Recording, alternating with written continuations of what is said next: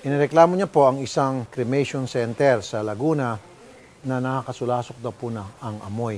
Kanina po nung makita ko yung reklamo ito, sa umpisa pa lamang nung may sabi sa akin ng staff, nanindig po yung balahibo ko.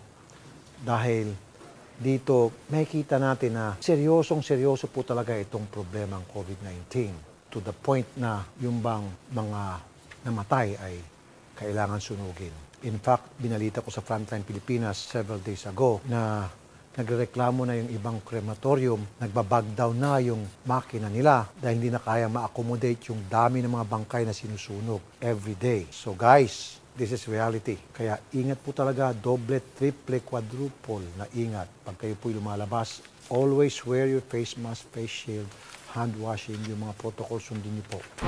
Ang tanong, tama ba itong ginagawa ng isang crematorium center, yung pagsusunog ng bangkay na umuusok at yung amoy ay nag-scatter sa neighborhood at nakasulasok yung baho na nag-emit from that? Ma'am Leonarda, magandang umaga po. Magandang umaga po rin, Sir Rafi. Palagi niyo po naamoy yung pong mga sunog na bangkay nang gagaling po sa crematorium center. Opo, araw-araw po dito yung nasusunog. At yan po ay nilapit niyo na po sa barangay. Opo, hindi naman naiintindihan. Ano po to, tuloy-tuloy, 24 hours a day? Ano po, basta sa umaga po hanggang hapon, may nakikita po. Walang ignorance po. At naamoy niyo po yung amoy ng bangkay na nasusunog. Opo, nakakaano ng ilong, usok. Yan po, makikita niyo po sa video, yung usok po na lumalabas dyan, hindi po yan usok ng mga factory na nagsusunog ng mga ginagawa nilang mga materyales or whatever, product na nanggagaling dyan, kundi yan po ay usok ng mga sinusunog na bangkay. Attorney Ragasa, magandang umaga po. Magandang umaga po, sir. Unang tanong, meron po bang permit ito sa inyo, itong Coffin Crypt Building Cremation Center? Meron po bang BPLO license po ito, sir? Pagka ang city po ang nagpagawa nitong crematorium na nasa loob ng sementeryo. So city pong may-ari. Okay. Opo. Ang sunod kong tanong, tama ho ba yung proseso ng pagsunog po ng mga bangkay na mag-iimit po ng ganong maitim na usok, pupunta sa hangin at malalanghap po ng mga kapitbahay o mga tao nasa surrounding area? Sir, ganito po yan. Crematorium na to. Emergency po natin dahil sa madaming mga mati sa COVID. Ano po? Okay. So, dahil wala naman pong expertise sa city na kumuha po ng magpatakbo ng crematorium at kailangan nga po ng servisyo ng crematorium, kumuha po kami ng service provider para magpatakbo po niyang crematorium na yan. Ang tanong ko kasi, tama ho ba yung proseso ng ganon na lalabas na lang usok? Wala bang ginagawa mga filter? Educate us, okay? Kaya niyo po, na para pa-investigahan ko po yung aming pong service provider. Ano po? Opo, para mabawasan man lamang po yung pag-emit po ng usok na nakakasulasok po yung amoy. Sige po, Sir Rapis, lalong madali pa lang po. Baka mamaya, papatawag ko yung aming service provider na kinuha para po magpatakbo ng crematorium na yan, para po i-verifikahin kung meron talagang ganyang nangyayari. Ano po? Opo, kasi kung ako pong tatanungin nyo, mukhang meron pong mali dito na yung usok pupunta na lang sa hangin, kakalat na lang dyan at maaamoy po ng mga nasa paligid yung mga sinusunog na bangkay. Masakit po yon sa dibdib, masakit po sa Hindi naman po namin papayagan yun, sir, na kung meron mo talagang ganyang pangyayari. Ano po? Kaya nga po, siguro sir, maglagay tayo ng mga filter. I don't know, yung mga bagay na para mabawasan yung usok, mawala yung amoy, kung kaya. Baka may mga ganong klaseng technology. Opo, ito po kasing crematorium machine na ito, may bago po ito eh. Bago po ito.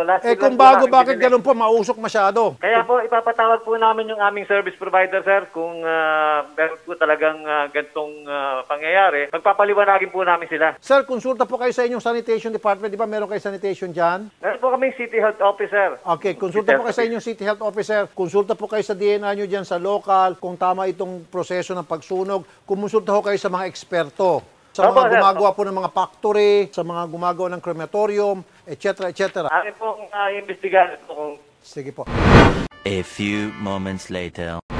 Ma'am Leonarda? Po. Ma'am Leonarda, meron po kaming bagong follow-up dito sa kaso inilapit nyo sa amin kanina. Salamat. Okay, doon po sa hindi pa alam totally itong kasong ito. Saan po eksaktong lugar itong cremation center? Dito po sa Barangay Dila. Barangay Dila. Opo, sa municipal cemetery po, sa loob. Municipal cemetery sa loob.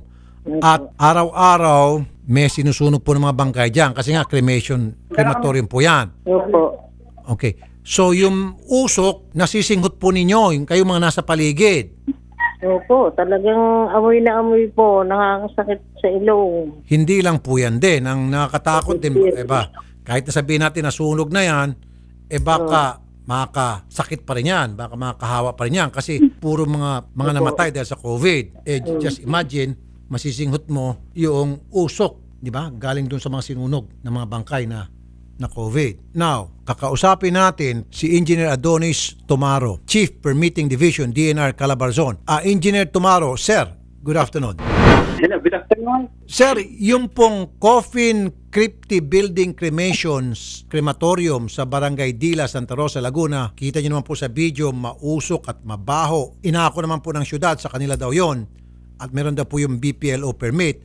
Ang tanong ko po sa inyo sa DNR, tama ho bang proseso yung ganong klaseng pagsunog at yung usok basta na lamang umakyat dyan sa kalikasan, sa environment at masinghot po ng taong bayan? Hindi po dapat, sir, dapat sa isang crematorium or sa isang air pollution source equipment, dapat po may tinatawag siya na pollution control device na ma-mitigate yung usok. Alam ko, sir, kahit nasa syudad pa ito, pag-aari ng syudad, di ba dapat kumukuha ng permit sa DNR? Dapat may permit to operate yan sa amin, sa EMD,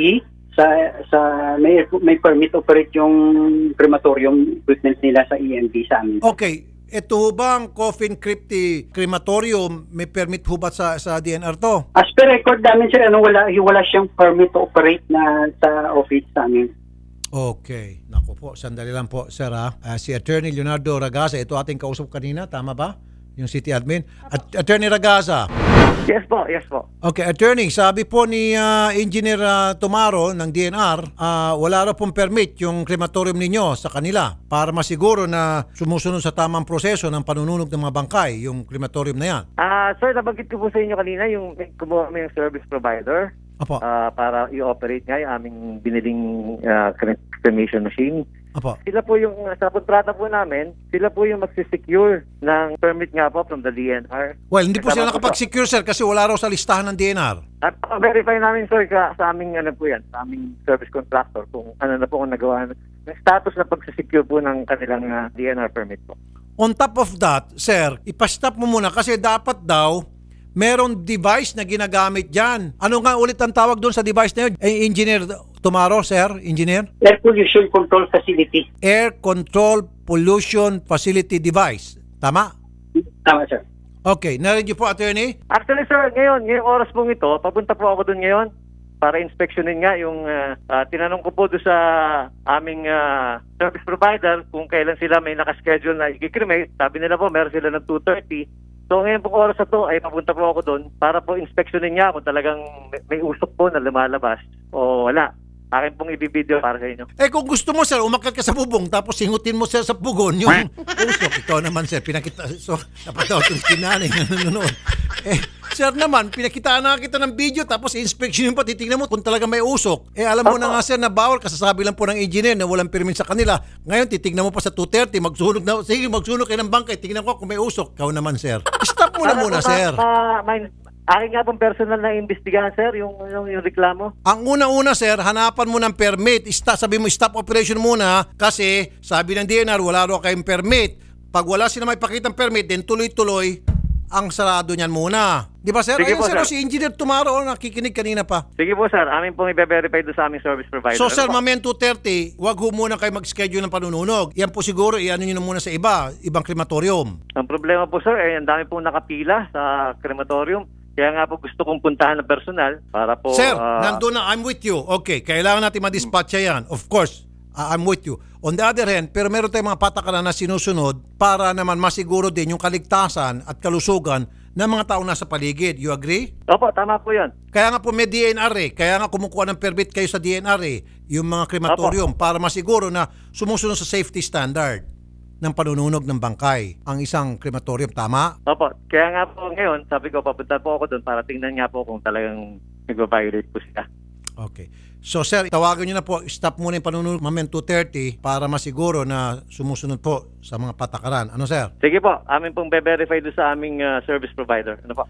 Sandali po. Nanay Leonarda, Po. bantayan nyo po ha. Dapat po, starting right now, wala na po muna panununog hanggat hindi po na inspeksyon yan at hindi na ayos kasi may mga dapat ayusin dyan. Opo. Kapag tuloy-tuloy pa rin po yung panununog, agad-agad tawagin niyo po kami, Nay, at babalikan po namin DNR, babalikan po namin tong city admin. Okay, Nay? Opo. Salamat po, Nay. Sige po, salamat po rin, Sir Lab. Magandang hapon po, Nay. Engineer Tumaro, sir. Yes, sir. Baka pwede rin kayo magpadala ng tao po ninyo, sir, para mag-imbestiga din. Yes, sir. On the way na po kanina, sir. Bali na ano lang siya, no? Medyo nag-alang-alang dahil syempre may mga sunugan daw natakot din siya. Natatakot din kayo. Oh, kung kayo nga mga eksperto, mga taga-DNR na mismo, alam niyo na kung ano yung mga nakakatakot at sa mga hindi natakot. Yan pa kaya mga tao nasa paligid na walang kaalam-alam, walang kamuang-muang sa mga patakaran, sa mga health standards na dapat sinusunod. Di ba? Yes, sir. So, sir, stop muna and then paimbestigahan nyo, okay? Okay, sir. Thank you po. Attorney Ragaza, Yes po. may isang netizen nagsabi, ano kaya daw, habang may sinusunog, si Mayor daw, tumayo daw sa may bubong. Yan, nagkagalit na yung mga netizen. Napatawa ka tuloy, sir. Diba? Hindi naman po dadating sa ganun, sir. Wag na sana dumating sila. Kasi, sir, base kayo, malayo kayo sa crematorium eh. Paano to sila, Nanay Leonarda? At saka mga... Opo, ina-actionan na nga po namin, sir. Salamat po, attorney. Yan po isang paalaala sa atin lahat. Ingat po tayo kung ayaw nyo po mapunta dyan.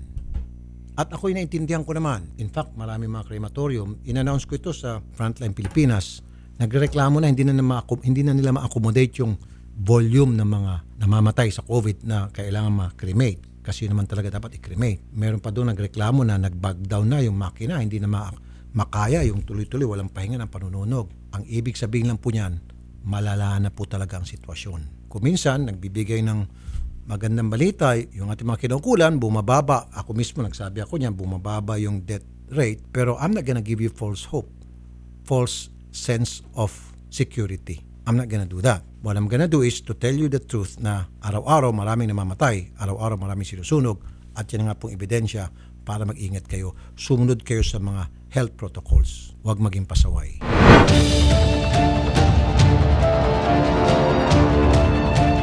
Meron na po tayong 19.5 million subscribers sa YouTube channel ni Idol Rafi.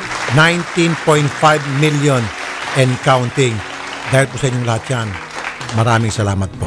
Sa mga hindi pa po nakakapag-subscribe at kung nagtataka po kayo bakit hindi po kayo nabibigyan ng notifications galing po sa Rafi Tulfo in Action YouTube channel, make sure po kasi napindutin niyo po yung bell button sa gilid. Select niyo po yung all para ayan, updated na po kayo at lagi po kayo napapadala ng mga latest videos ng Rafi Tulfo in Action YouTube channel.